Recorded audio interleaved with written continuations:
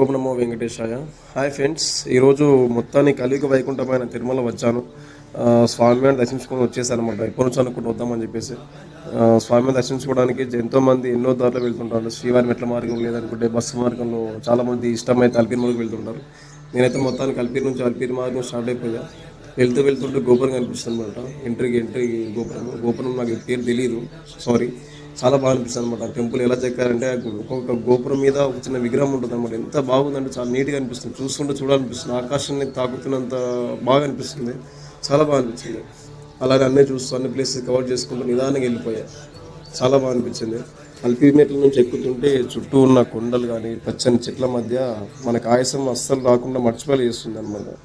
ముఖ్యంగా దారిలో మనకు కనిపించే శ్రీ మహావిష్ణు దశావతారాలు విగ్రహాలు అసలు మిస్ అవ్వకూడదు అని.